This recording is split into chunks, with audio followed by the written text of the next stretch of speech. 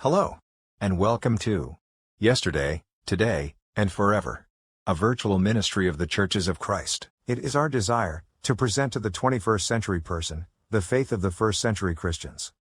We seek unity through the acceptance of the faith that was once and for all time delivered unto the saints, a system of faith which first began to be spoken by our Lord prior to his crucifixion, and was later confirmed to the saints by the apostles and inspired writers of the New Testament. Thus a faith from yesterday to today and into forever. Our speaker is Brian Barrett, who preaches for the church at Bear Branch, in Spurlockville, West Virginia. We encourage all persons interested in the faith of our fathers to open their Bibles, as we search the Scriptures, for these eternal truths, which can lead Christians back into unity as the family of God. Now, here is Brian.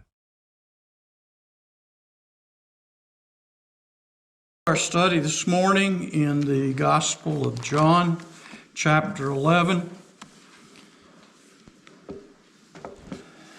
Last week we got down into verse 47, 48, as we're going to use that as a starting point here this morning.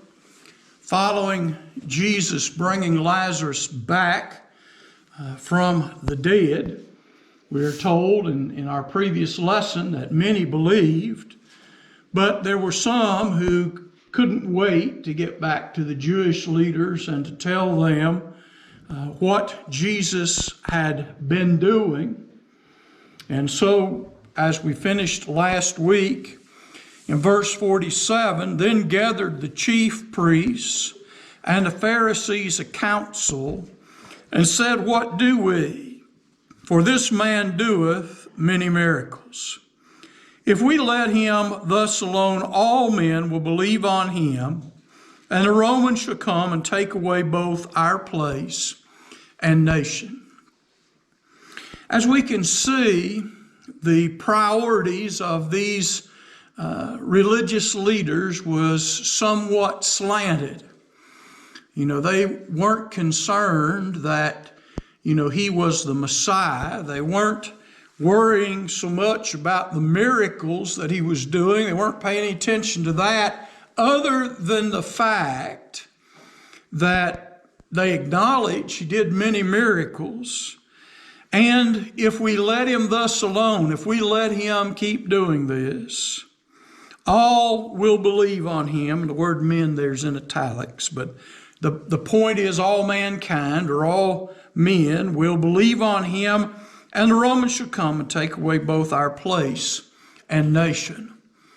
Wasn't saying that they were going to destroy the Jewish people. That's not what they're worried about. What they're worried about is they're going to take their position, their authority, and they're going to hand it over to Jesus, because if everybody's following one man and he can control them, the Romans, who had difficulty with the Jews to start with, would take away their authority and their power to rule the nation, and they basically would take the nation from them and give it to Jesus. And of course, the strange thing is that's exactly what in a way, the Jewish people had been expecting from the Messiah, that he would take the nation, which was under the rule of Rome, and he would reign over the nation of Israel, and then they expected it to expand out into the world. And so it's just really slanted in such a messed up way that on one hand, he's kind of doing what they've been wanting somebody to do for a long time, but on the other hand, it just so happens that they happen to be alive when the Messiah comes, and they're going to have to submit to the Messiah if indeed he is the Messiah, and Rome is going to take away their place and their nation. What a mess indeed for these religious leaders. You don't see anything here discussed about maybe he is the Messiah. Maybe we ought to meet with him. Maybe we ought to see what we can do to make things better in this period of transition. If indeed he is the Messiah, we need to be making plans. Nuh-uh. All they're concerned about is their place. That's their position, their authority over the nation of Israel. And as we come down into the lesson today, verse 49, one of them, named Caiaphas, being the high priest that year, said unto them, Ye know nothing at all, nor consider that it is expedient for us that one man should die for the people, and that the whole nation perisheth not. And this spake he not of himself, but being high priest that year, he prophesied that Jesus should die for the nation, and not for that nation only, but also he should gather together in one the children of God that were scattered abroad. And so when we look at this, the Spirit of God, it seems, comes upon Caiaphas, who was the high priest that year. And through him, he begins to prophesy. Caiaphas begins to prophesy the things of the Holy Spirit. And it's interesting, notice what he says, ye know nothing at all. See, they've got their little thing going on here, this sloped, weird interpretation of things. And even while they're conspiring together to do away with Jesus, the high priest himself tells them, through the Spirit, no doubt, ye know nothing at all. That's a pretty powerful statement.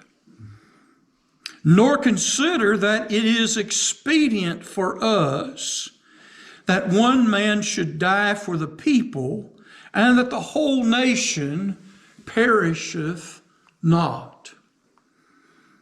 Now, what he's saying here is that, it is part of God's plan. It is necessary that one should die for the sins of all. All have sinned and come short of the glory of God. There is none righteous, no, not one. We have that whole series of verses the Apostle Paul quotes from the Old Testament in Romans, the 3rd chapter. And what he's saying here in the prophecy is that, Jesus can die for the sins of all people, and the nation doesn't have to perish. We don't have to lose the nation. And this is something that I have said over and over. They could have been leaders in the early church. Now, they may not have been chosen as apostles because Jesus had already done that. But there's nothing that says that some of these individuals could not have been elders, preachers, leaders in the church at Jerusalem, and as it went out into Judea and Samaria and the uttermost parts of the earth. I know they may not have wanted Samaria, but they could have at least had influence over Judea. And so as we look at this, the prophecy is that the nation doesn't have to perish. And so if we look at that statement and we match that with what Jesus said in the latter part of Matthew 23, we come to understand that the nation will not perish because one man comes and takes leadership. But Jesus, on the other hand, says that Jerusalem is a place that stoneth the prophets and killeth those who are sent unto them. And he talks about that, and he mourns, in essence, the city of Jerusalem. And he says that all the righteous blood going all the way back to Abel will come upon that generation and upon that city. For the betrayal of Jesus, the rejection of Jesus, and the corrupt nature of the religious leaders in general. I've always thought about, we see the apostles going up into the temple and teaching, and many of the priests and many of those who were there in the temple believed in Jesus and believed on him, and we understand that to mean that they became what today we would call Christians. And so the temple would have made a great church building, wouldn't it? The temple would have made a beautiful church building for the early church if the Jewish leaders and all of those had accepted Jesus. And can you imagine we have the symbolism of where the ark was and the Holy of Holies, and Jesus, the high priest, has gone into heaven, and all that symbolism was types and shadows of Christianity. And so the temple was a ready-made church building with plenty of room and space that the whole world of all the nations could have enjoyed worshiping at that place. It didn't have to end the way that it did. The interesting thing about God is there's always room for obedience. God can always make plans and makes plans for obedience. And so he prophesies all about this, and not only that he should die for that nation only, verse 52, but also he should gather together in one the children of God which are scattered abroad. Now, there are various interpretations of that latter part. A couple that I'm just going to touch on is, of course, there were Jewish people who belonged to and were part of other nations. From the time of first the Assyrian captivity that carried away the northern 10 tribes, and then the Babylonian captivity, the northern tribes become so dispersed that no one really, other than God, knows where they went. But when the Babylonian captivity was there, many of those who were carried away into captivity and went away had their families over that 70-year time put down roots where they were. And so they weren't interested in going back to Jerusalem. Sometimes I think it would be nice to go back to Ireland, our ancestral roots. I read and study that and know that one time our family had title to 22,000 acres in Ireland. That's probably half the size of Lincoln County we owned. We had our own castle. Some of the remains of it are still there today. But on the other hand, if the nation of Ireland said, we're going to give back to the Barrett family your ancestral homelands, and you can come back to Ireland and stake a claim on those 22,000 acres somewhere. It's nice to think about that, but I probably wouldn't go, because this is where our family's been for generations. And so, our family's been in Lincoln County since the 1700s. So, was some of the first families that came in here. And so, but nonetheless, these Jewish people are scattered all throughout the region that were carried away in Babylon. And so the first interpretation of this basically is that those Jews who are members of these other nations now, who belong to these different countries in Syria and Babylon and all these different places that we think of, the area, the different countries that were there, those who perhaps were in Egypt and all, that he would call all of those back in. But even going beyond that, in the 10th chapter, Jesus said he had other sheep which were not of this fold, which talking about Israel, that he intended to bring, which were the nations themselves, or the Gentiles. And so it's not just about the Jews that are in the other nations, but it's pulling all the nations back together again. And so we can see that through this prophecy here, it was possible that they could have brought all the Jewish people under the umbrella of what we know today as Christianity. That's not the way that they thought of it back the very first. But as we think of Christianity, all the Jewish people could have first, because Paul tells us in Romans 1:16 that the gospel's for the Jew first and also the Greek. And so I think about the way things could have been.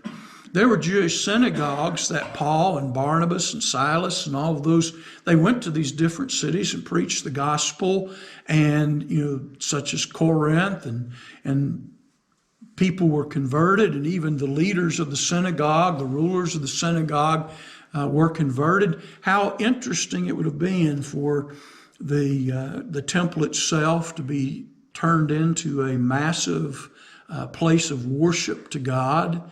And each of those synagogues that were scattered throughout the world, how beautiful that would have been to have a turnkey, basically, place for the church to worship and be established in all of that. I mean, there was room for all of that. And then those Gentiles that had been at these synagogues, just like Cornelius that we find in Acts 10, all those Gentiles that had been coming to the synagogue and learning about God would also be brought into Christianity, and it just on and on and on. And they would reach out to their friends, and they'd tell their friends. It's a beautiful thought. And Caiaphas is basically saying that things don't have to be as terrible as you're trying to make it. And of course, I still look at his words, ye know nothing at all. It's a pretty powerful statement. Now, I don't know specifically how they did that, but we see how they took that, rather. But in verse 53, we get a gist. Then from that day forth, they took counsel together for to put him to death. So we can't say that they weren't warned and they didn't receive an invitation to join in to the things of Jesus, to consider. And they acknowledged the miracles that he was doing and the influence that he was having. But again, because of their jealousies, because of various situations, even Caiaphas, the high priest, prophesied these things to them. And while you would think they would honor something that the high priest said, from that day forward, they continued to take counsel and figure out how they might put him to death. And one of the ways, of course, that this is going to happen is we remember we have left the Feast of Tabernacles, and then we came to Hanukkah, the festival of lights and the lighting of the temple. And then we're going to look at the next large Jewish holy day, which is coming up, is Passover. Passover is an important part. All of us know what happened on the Passover. So John is showing us Jesus there during the Feast of Tabernacles, which was in the fall, and then the Festival of Lights, or what's known as Hanukkah, which is in latter part of November, December, depending on the years, how the calendar works out. But then we're going to jump from there. We see at Tabernacles, Hanukkah, they were looking for still ways that they might put him to death. And so Jesus, therefore, walked no more openly among the Jews, but went thence into a country near the wilderness, into a city called Ephraim, and there continued with his disciples. So he goes back into a more of a wilderness, less populated kind of area, and he spends the time from the end of Hanukkah. I keep say Tabernacles, but the end of Hanukkah, from that point until the time of Passover, he is with them away from the main body of the Jewish people. And then as we come into verse 55, we're told that Passover is nigh. And so we're jumping from Hanukkah to Passover. And so we've got several months there. Now, the Passover takes place in what we know as the latter part of March, the first part of April, somewhere in that area. Again, depending on how the days fall in the months. Does anybody have any comments down this far, questions before we go on into the... My book is old. It says the Jews' Easter was at night. I guess that's what people understood. Yeah, at the time of that, and their understanding, it was the Jews' Easter, but it's the Jews' Easter is... They're celebrating the Orthodox. It's coming up today or something like that. Yeah, there's different views exactly of how the dates and times and places fall. But I'd like to know when the true one is. Well, it's the 10th day of the first month. The problem is that the calendar moves around. Their calendar basically is 28 days. It's a moon cycle from full moon to full moon. And so when you start doing that, everything starts slipping away, because every month that we think of as having 30 or 31 days, they're already into the next month before we're into that month. And so it keeps gaining time, and eventually, in order to fix that, they have leap month. And so they have a year that has 13 months in it to put their calendar back right. Now, we have leap year every 4 years to try to balance out some things, but they have to have a whole leap month. And so that kind of makes it difficult, because we don't know exactly, we're looking at things. It's still, as we talk about Wednesday night, it's still kind of iffy about what year we're talking about. We know that Jesus began his public ministry being about the age of 30, as it was supposed. And so we think of 30 AD, and then we think about his crucifixion as 33 AD, but some move his birth back to our time as AD 4 or BC 4, BC 6. And so it could be anywhere from BC 6 to what we think of as year 1. And so when that exact day was in that whole period of time, you're looking at 6, 7, 8 years that swings as to when Jesus was actually born. And in that period of time, the calendar's moving around, and so is Passover.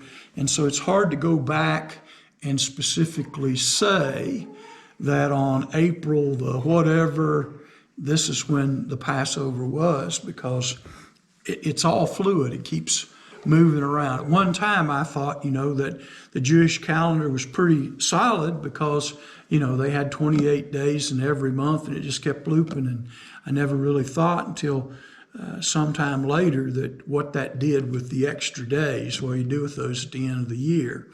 And that's why the Jewish Passover moves around. Easter's based on a little bit different principle. The The Passover is based on the first or the 10th day of the first month. So every time they move over into what we think of as the new year, the 10th day is Passover. But that always moves because of the way their calendar is, 28-day months. And then for us, Easter's completely different. We don't particularly think about the 10th day of the first month or those kind of things. We've got a really special thing. Easter is the first Sunday after the first full moon, after the spring equinox. And so our Easter doesn't stay the same. Our Easter doesn't stay the same. Their Passover doesn't stay the same. It all keeps moving around. Sometimes they're close, sometimes they're further apart. But it really takes a while to sit down and think, when is Easter this year? Well, when's the spring equinox, which is March 21st, 22nd. And so you have to have a full moon after that. You have to get to the full moon, wherever it is. And then after the full moon, you've got to wait till the next Sunday. And so try to go back and figure out is still not possible. But we do have general ideas. We have the Feast of Tabernacles, that he was there. We have Hanukkah, which he was there. And then we have that gap into March or April when the Passover comes. And so John spends a lot of his time looking at some of the miracles that Jesus did, but he spends a lot of his time with, why it is that, or the fact of the Jewish leaders conflicting with the church. Why would he do that? And of course, Matthew, Mark, and Luke were probably written, as best we can tell, before the destruction of Jerusalem, probably in the early 60s AD.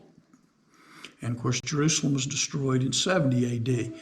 But scholars believe that John wrote his letter somewhere around 80 to 90 AD, which was after the destruction of Jerusalem. And so after the destruction of Jerusalem, Judaism, the worship of Moses and Judaism kind of, and Christianity takes a fork. And so there's two sides. There's the Jewish Christians who go in one direction, and the church is being established and taught. And then you have the Jews who no longer have a temple, but they have a synagogue, and so they're going off in another direction. So even though on the day of Pentecost, the Jewish people and the church in the early days were kind of close together, after the destruction of Jerusalem, they start going in two separate directions. And today we have Christianity as we see it and know it, and we have Judaism as it is, with its worship in the synagogues. And so John is at a time when the Jews could either be pulled into Christianity, or they were going to go further away into a completely different kind of worship, from being centered on the temple and the priests and the sacrifices to the worship in the local synagogues, which amounts to pretty much what we have now in our public worship as a church. But the beliefs are still different. One clings to the law of Moses and denies Christ. The other moves into the new covenant. And, while we don't deny the old covenant, nonetheless, we embrace Jesus in the new covenant. They embrace Moses in the old covenant. And so we still have that separation. And John was sort of at the forks of the road when he was writing this. And so just like the book of Hebrews and others, there was a time of conflict where they were trying to figure out whether some of these people, where they want to go under the old law and stick with Judaism, or they were going to go into Christianity. And so the Gospel of John seems to at least to me, to have been written at that forks of the road, trying to get them to say, hey, look, these religious leaders that you guys are kind of following the end results of, this, and this. Maybe you want to take another look at Jesus before you completely turn away. And of course, to those who believe on Jesus, these things were written that, again, our faith might be made strong. And so the Jewish Passover is nigh at hand, and many went out of the country up to Jerusalem before the Passover to purify themselves. The Jewish people, knowing that the Passover was coming, began to make preparations. And there's a lot of preparations that really go into the, Passover. Easter Passover has nothing to do with each other. Okay, it's a made-up relationship. But now our idea of Easter is we go out and find some chocolate bunnies and some Easter eggs and some marshmallow bunnies that nobody really wants to eat anyway, peeps. That's our, but when the Jews began to prepare for Passover, it is also part of the Feast of Unleavened Bread. And so they had to remove from their house and from their presence any type of leavening. And they were moving to a time that they were going to be eating unleavened bread, part of what came out of the original Passover. And because they lived in different areas and places, many of those were coming to Jerusalem to purify themselves. What is purification? Well, really, it's Jewish, what we think of as Jewish baptism. It's not the baptism of Christianity, but they would come into Jerusalem and to the temple area and the Temple Mount. There were hundreds of mikvahs, which we would call baptistries. And they would come there and they would go up to the temple daily. Before they went to the temple, they went to the mikvah and they immersed themselves to remove and to help purify themselves and prepare themselves spiritually to enter into the temple and to prepare for the Passover, separating themselves from the world, separating themselves from sin, separating themselves from leavening. It was a whole process of preparing themselves. And so these pilgrims would journey up to Jerusalem. And that's why even before the Passover, it was called the Passover, because it's really the whole festival. There's the formal, official meal of the Passover, where, there's the lamb and you sit down and do your thing. But the Passover, there were things that preceded that. By the time we see Jesus in what's called his triumphal entry, there's already thousands and thousands and thousands of Jewish people there a week ahead of time. And this is part of that process of preparing themselves for Passover. Families coming back together, making plans to observe the Passover. And ramping up to that, as I said, getting rid of all the leavening, making unleavened bread, getting used to that. So there's a lot of stuff going on. Yes? You was talking about the Easter bunny and stuff like that. You think they would be using a symbol for making a paint mark on it over their door and windows and stuff like that. That was part of it. The Passover, yeah. And so this is the Jesus and being in the upper room with his disciples and all those. As I look at the dinner, a lot of times people say they actually ate the Passover meal. I think it was part of the meals that take place during Passover, but I don't think Jesus actually sat down to the official Passover. He had wanted to celebrate and to be with them during this Passover, because this was the Passover where he would be sacrificed. And so he had been moving toward this his entire life. And so they're here, people are coming up, and part of that is they begin to try and find a place where they could be and stay. Some were staying with families, some were staying with friends. Some houses had, as we've talked before, the roof where people could go up there and they could spend their time on the flat roof part. And so people were coming into Jerusalem. They were going through this purification process, clearing their minds, purifying their souls, getting rid of the leavening. There was just a great deal of focus on this point of the Passover and God's deliverance of the people of Israel out of bondage. And that symbolism carries over into Christianity. Jesus' death on the cross, his deliverance of us from bondage to sin. And so there's a lot of symbolism and things in that, types and shadows that we can draw.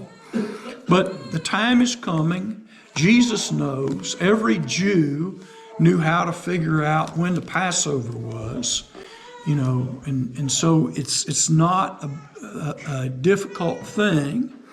And they were preparing to move toward Jerusalem to those things. All men were required to go to Jerusalem for the Passover.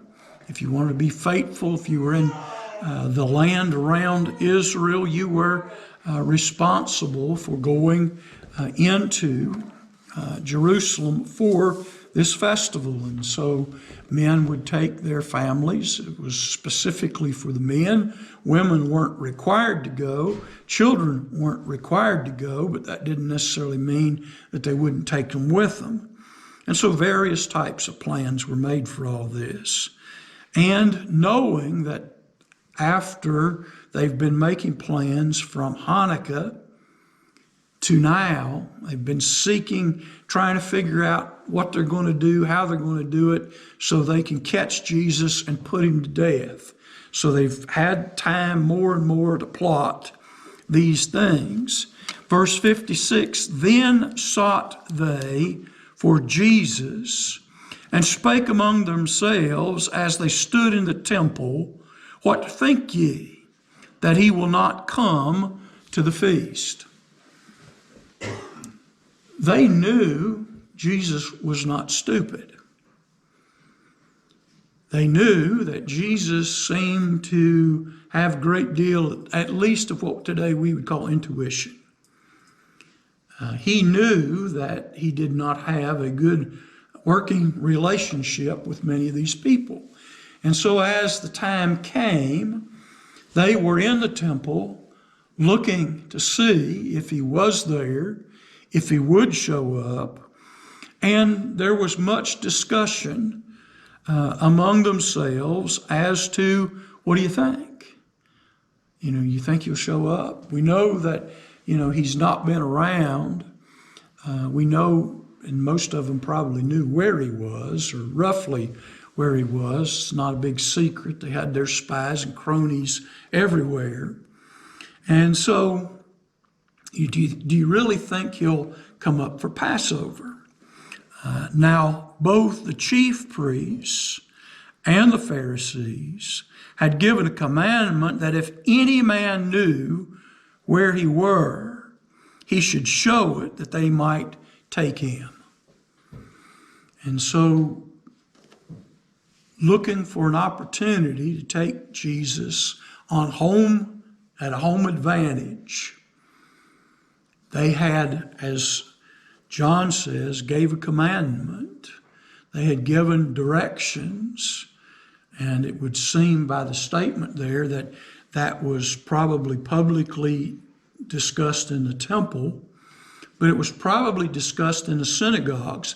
People in the synagogues have been warned, if you confess Jesus, you're going to be thrown out of the synagogue. If we hear any talk of Jesus, you're going to get thrown out of the synagogue.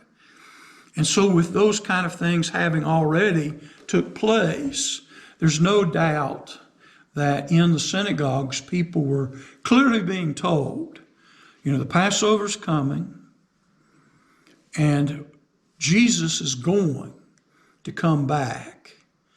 And if you know where he is when he gets here, if you know where he's at, then you need to tell us, and we'll take care of the rest. But they had clearly gave instructions that here translated in King James is a pretty strong statement, a commandment. It's not a suggestion. It's not a request. It's like, if you know where he is and you don't tell us, you're going to pay the price. They were getting very, very serious at this point that these things had to stop. Why not make this the day that you and your family seek out the Church of Christ in your community? We encourage you to attend one of our worship times or Bible studies. God's grace, truth, and salvation is truly worth finding and knowing. May God bless and keep you as we walk together in his truth. And remember, as always, the Churches of Christ salute you. Our new programs are posted to Facebook and YouTube on Thursday afternoon, and they should be available for viewing by 7 p.m. We also encourage our viewers to visit our website at www.thechurchesofchrist.life. We ask that you like us on Facebook and share our programs. On YouTube, please share and subscribe for notifications. This program was pre-recorded.